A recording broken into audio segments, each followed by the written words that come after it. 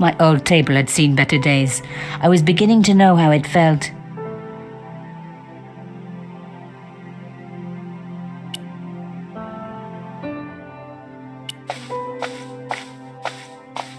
My first Teddy. Never had a boyfriend as loyal as him.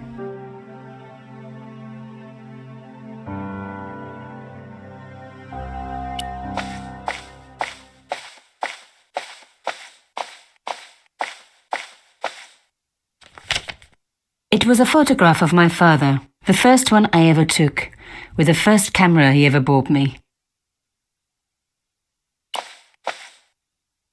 You have no messages.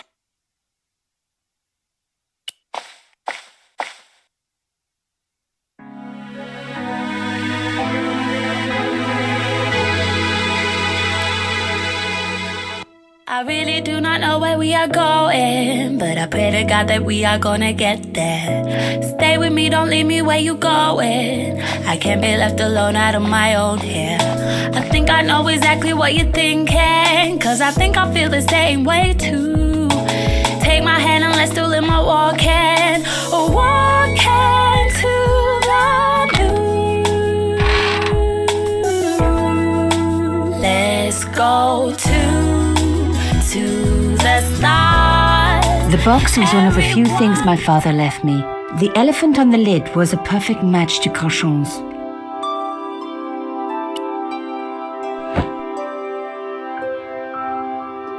The box was carved by my father. It never had a key.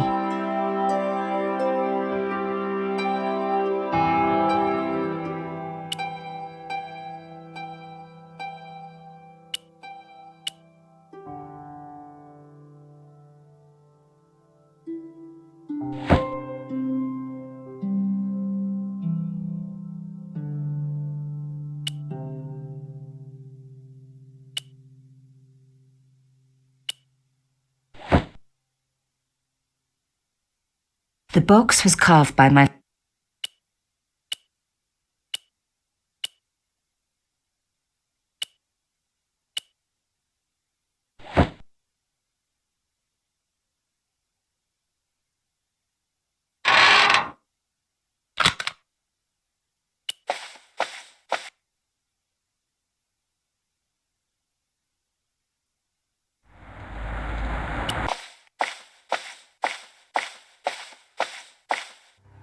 Mademoiselle Collard. Oh, hello there. Don't tell me I'm going to meet a tall, dark man. No, I don't think so. Why would you say that? Oh, just a wild guess. Anyway, your cousin's female and very pretty. What? Your cousin from Marseille. How could you forget her so soon? She was only in your apartment yesterday. Ah, really? Such a charming young girl. Isn't she? And in my apartment, you say? She let herself in, of course. She's got a key. Suddenly, everything made sense. My apartment had been bugged. That was how Plantard knew all about my article. How did I know? Because the only cousin I have is a sweet little guy called Jean-Marc, who runs a patisserie in Le Touquet. These people were determined, which meant they were also very dangerous. I suppose she'd forgotten which apartment was mine. Oh, Miss Collard, you're a mind reader. That's just what she said. Oh, I bet it was. Well, I'd better be going. See what my sweet cousin's been getting up to. Au revoir, mademoiselle.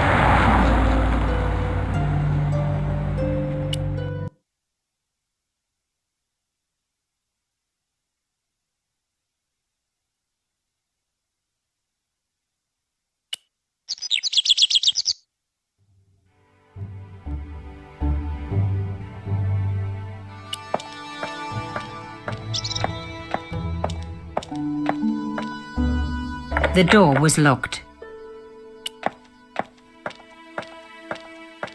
I didn't need to call anyone.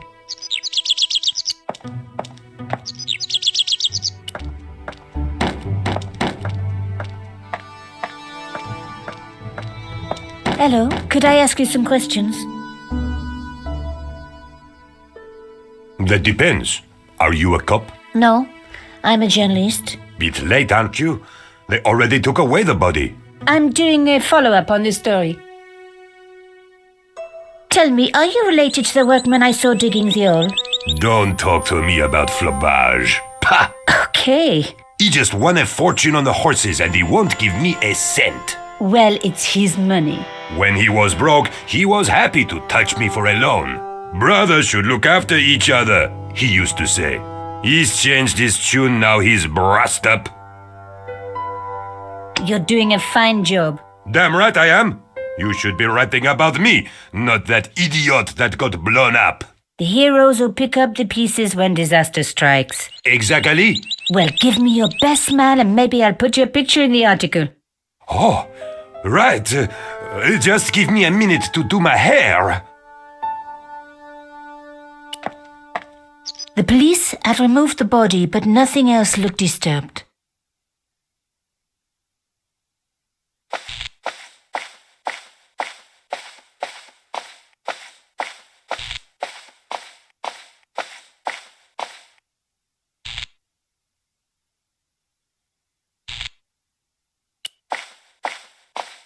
Some journalists drink on the job, not me.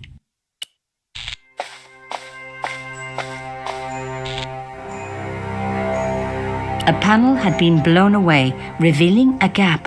From this angle, I could see that something had been lodged in the gap behind the pipes.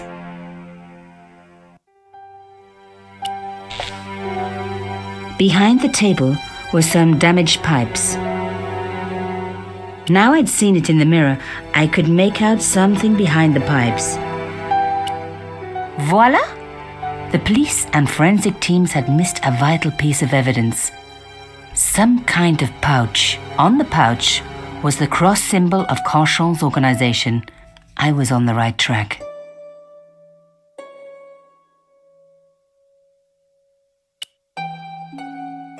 On the pouch was the cross symbol of Carchon's organization. Inside the pouch were two items, a strange metallic artifact and a letter in some kind of code. The artifact had a sword laid across scales. There was a picture of Lady Justice on the locked panel in the room below the conciergerie. Another coded message using the same cipher system. So, Plantard was involved with Carchon.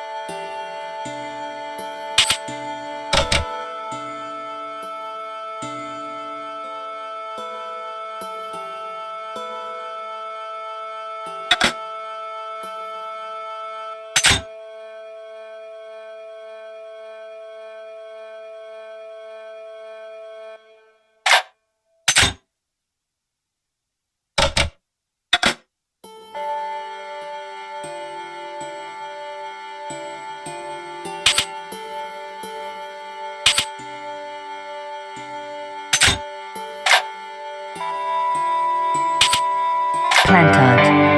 Pierre kill. Murderer must have followed trail from Arnaud and Yamada. He will come for us now. We must be vigilant. Thierry's girl broke into Pierre's safe. She worries me. Imelda. So much for Imelda's innocence. Plantard was working for her and for Canchon. But why did Plantard want to meet? Was it a trap? Or maybe he was in too deep and needed me to tell the story, whatever the story was. One thing was clear. It was a story worth killing for.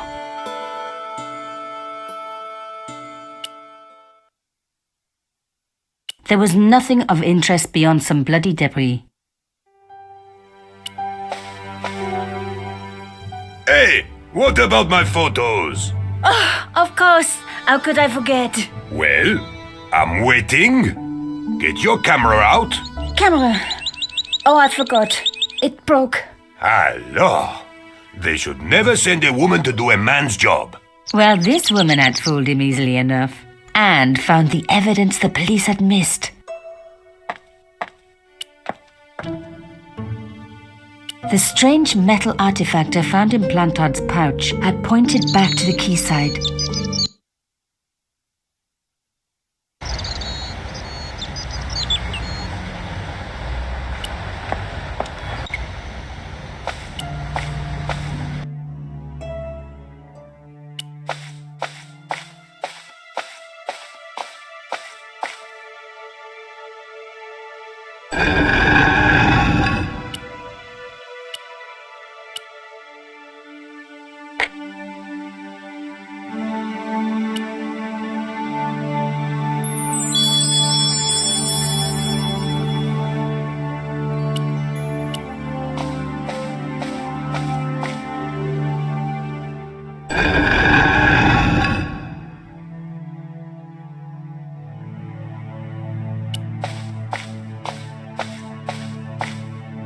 I removed the shell case.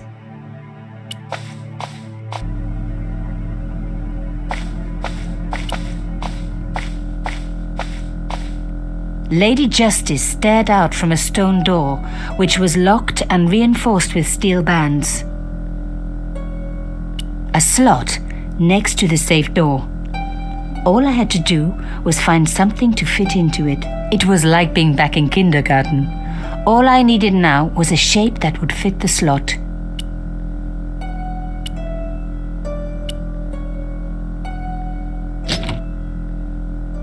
Plantard's key fitted the lock, so he must have used this place too.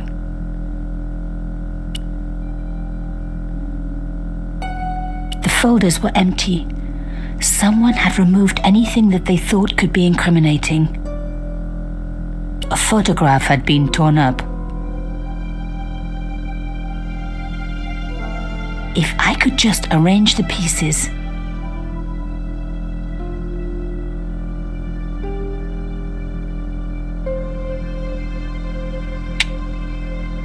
Oh my God, it can't be.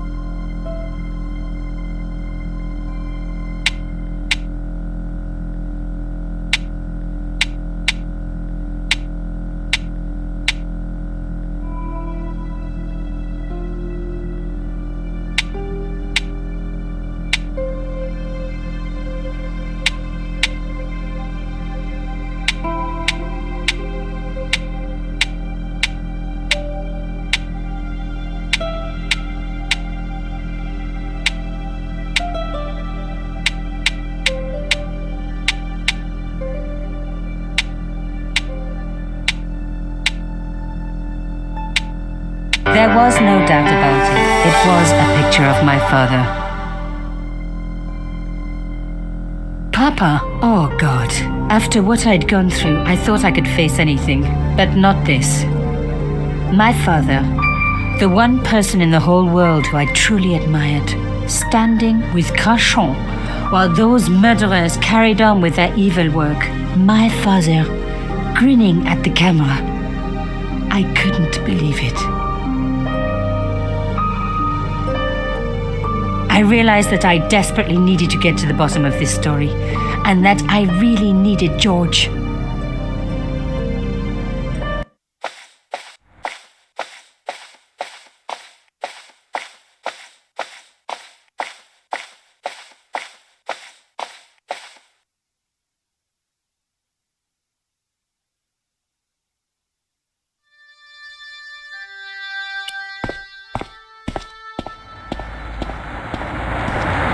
Oh, hi. Bonjour, monsieur. Would you like me to foretell your future? No thanks. I'm very good. It only takes a minute. Thanks all the same, but I'm not superstitious. Besides, if it only takes a minute, that's not much of a future to look forward to. Do you know a young woman called Nicole Collard? Yes, I do. She lives upstairs from me in the apartment block across the street. The door isn't locked, but you'll need to give it a gentle nudge. It sticks, you see. Because of the damp. The landlord said he'd fix it before winter sets in. He's been saying that for 3 years. How long has Mademoiselle Collard lived here? A few months. She's in for a shock when the cold weather comes. Drafty windows, insufficient heating. It's a struggle to keep warm. The only reason I stay is because the rent is cheap. Your young lady, she deserves better. I thought Mademoiselle Collard was a successful photographer. Not as successful as she makes out for all her fine clothes.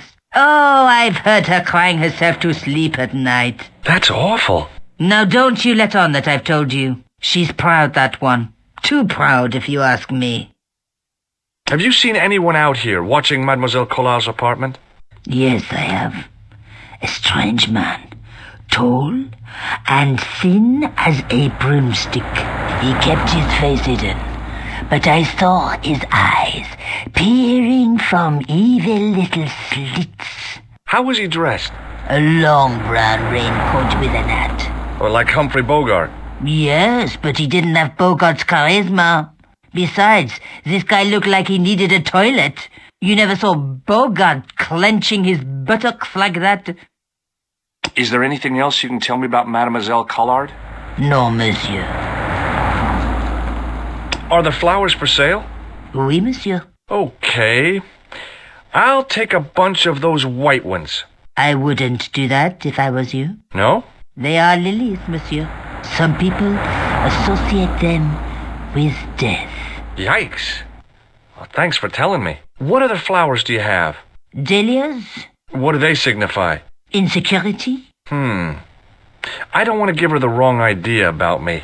What about the tall yellow ones? Those are iris, the flame of passion.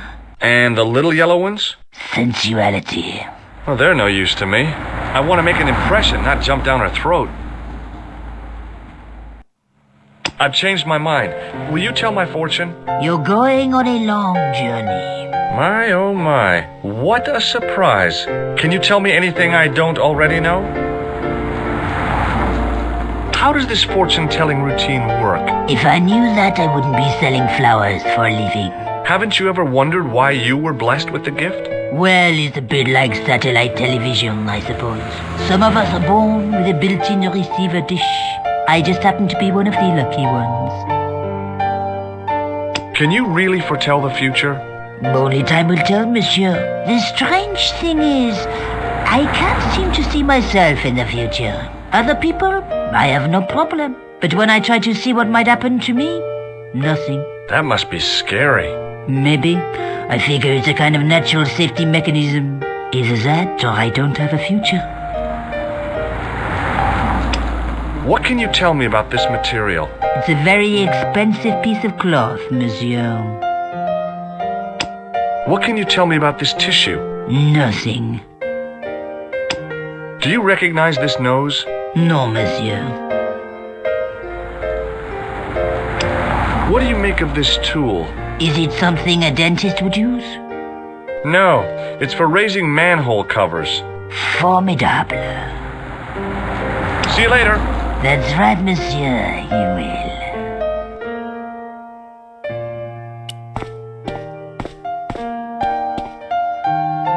Remembering the flower seller's advice, I pushed the door gently just above the lock. Hi. Bonjour. I'm glad you could make it, monsieur. Please, call me George. Fine. I'm Nicole. Take a seat, George.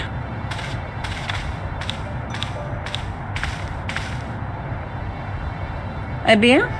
And what have you been up to? I've been exploring the sewers underneath the cafe. I thought I could smell something bad. The clown used the sewer to escape and to change out of his costume. I guess he was in a hurry. He left his jacket behind. And? I got his tailor's phone number. You had better luck than I did. Luck, she said. Luck. Hard work, I'd call it. What happened? My editor told me to drop this story. Can you believe it? But you're not going to do that. Oh no. I'm going to find out what's behind these killings. It just doesn't add up. It almost feels like some sort of conspiracy. The police in 3 different countries have kept very quiet about the murders. The press don't connect them at all. They blame them on political, religious, or militant minority extremists. Well, that covers just about everyone. Tell me more about yourself.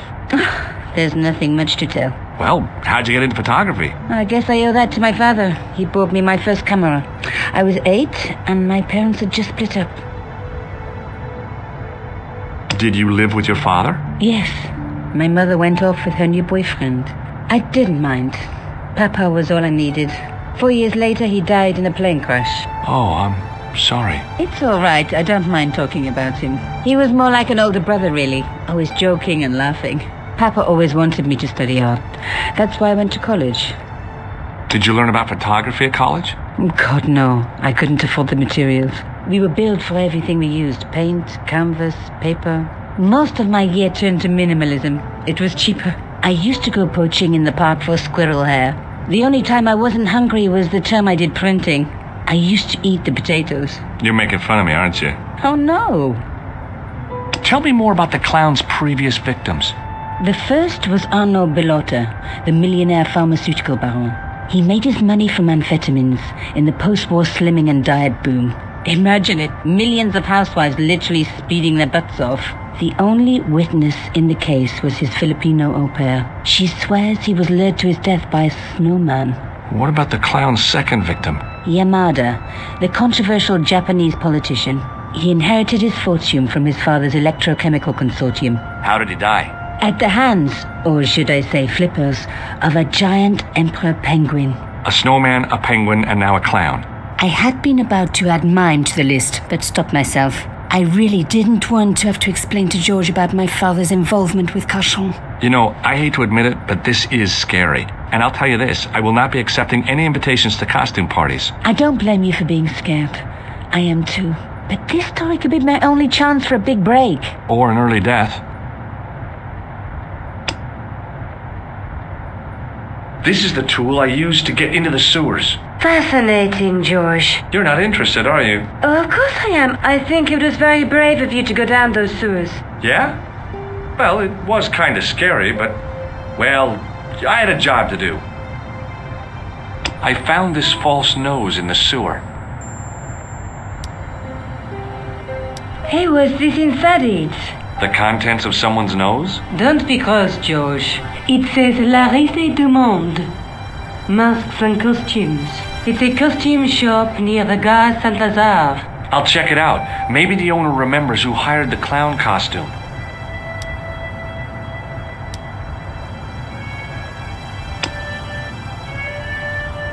I found this tissue down the sewer.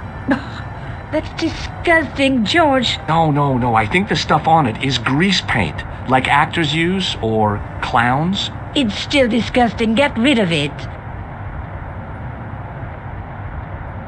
I found a piece of material near the cafe. When I showed it to the concierge, he recognized it right away. It's very distinctive, all right. Just wait until you see this. I developed a film I shot at the cafe. Here, George, it's an enlargement I made. Look what that guy's wearing. Checkered pants. The same material as I found in the sewer. That's right. This guy shouldn't be difficult to find. Oh no? Take a close look at his right cheek. A scar in the shape of a horseshoe. Or a crescent moon. How come you enlarged this photograph of me? Because I noticed the guy behind you, of course. I have to go. Okay, I'll see you later.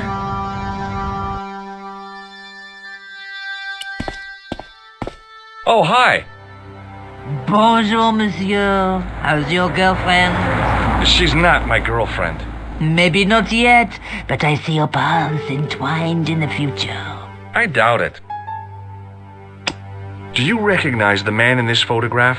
Oh, what a hunk. He's a killer. I can see that. His eyes say it all.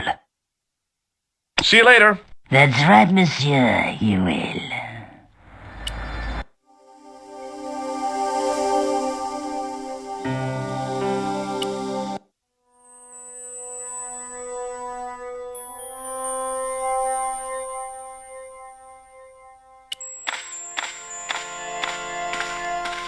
It was an antique phonograph, the kind you have to wind by hand.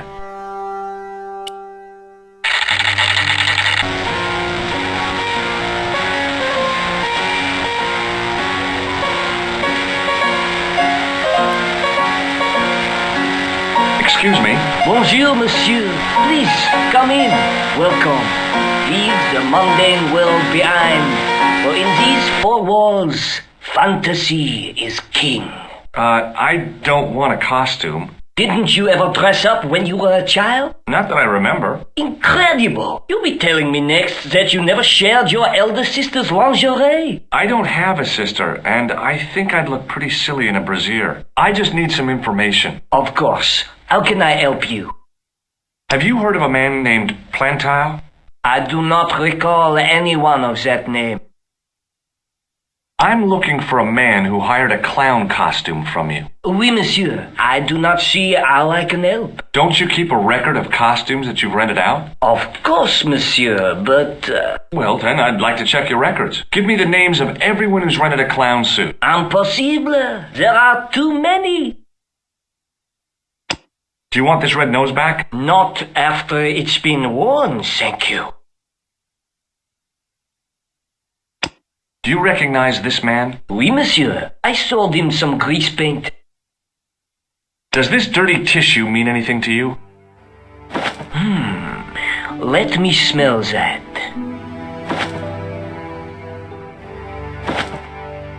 Bestheimer's number 7 white pancake. Theatrical grease paint, right? Oui, monsieur.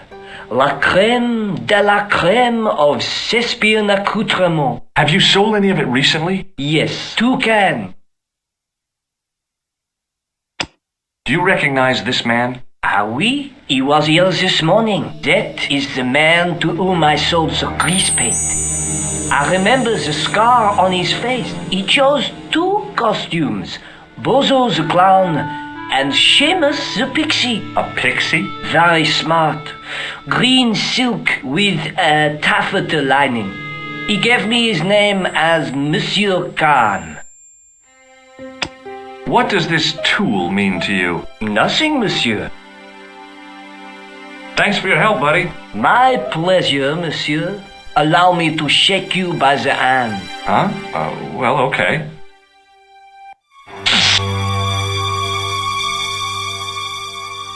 What are you trying to do, kill me? You did not find it amusing? I never saw the funny side of electroshock therapy. Eh bien, it is yours to keep. A gift?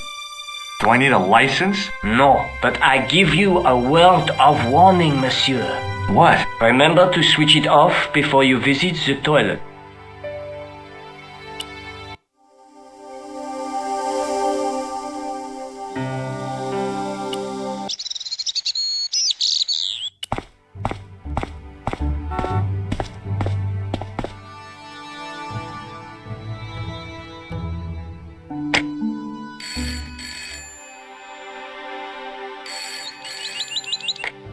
Hello?